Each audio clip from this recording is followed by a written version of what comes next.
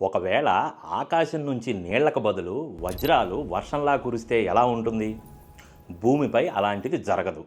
కానీ మన సౌర కుటుంబంలోని యురేనియస్, నెప్ట్యూన్ గ్రహాలపై అలాంటి అవకాశం ఉందని శాస్త్రవేత్తలు భావిస్తున్నారు. అలాగే కొన్ని అధ్యయనాల ప్రకారం జూపిటర్, శాటర్న్ గ్రహాల్లో కూడా ఇలాంటి ప్రక్రియ జరిగే అవకాశం ఉందని చెబుతున్నారు. అసలు అక్కడ వజ్రాలు ఎలా ఏర్పడతాయి? ఈ గ్రహాల వాతావరణంలో మిథేన్ ఎక్కువగా ఉంటుంది. ఉపరితలం మీద నుండి లోపలికి వెళ్ళే కొద్దీ ఒత్తిడి, ఉష్ణోగ్రత విపరీతంగా పెరుగుతాయి. ఈ పరిస్థితుల్లో మిథేన్లోని కార్బన్ భారీ ఒత్తిడికి లోనయ్యి మెరిసే వజ్రాలుగా మారే అవకాశం ఉందని శాస్త్రవేత్తలు చెబుతున్నారు. ఇదంతా వినటానికి కట్టుకథలా అనిపిస్తుంది కదా, కానీ దీనికి బలమైన శాస్త్రీయ ఆధారాలు ఉన్నాయి.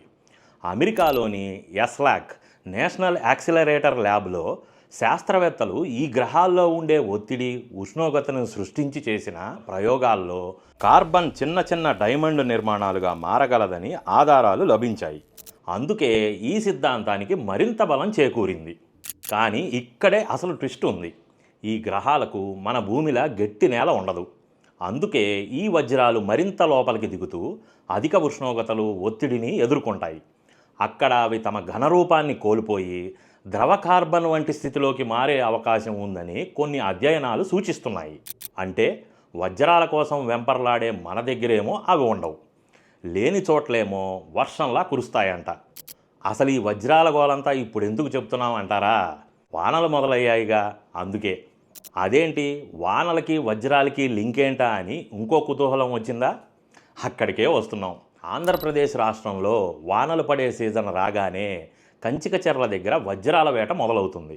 అదేదో సినిమాలో ఒక్క ఛాన్స్ అన్నట్లుగా ఒక్క వజ్రం అన్నా దొరక్కపోదా అని చాలామంది అక్కడికి వెళ్ళి వజ్రాల వేట మొదలు పెడతారు. అలా వెతికే వాళ్ళకి ఒక్క వజ్రమైనా దొరకాలని ఆశిస్తూ కుతూహలంగా ఉండండి. కుతూహలశాలని చూడండి.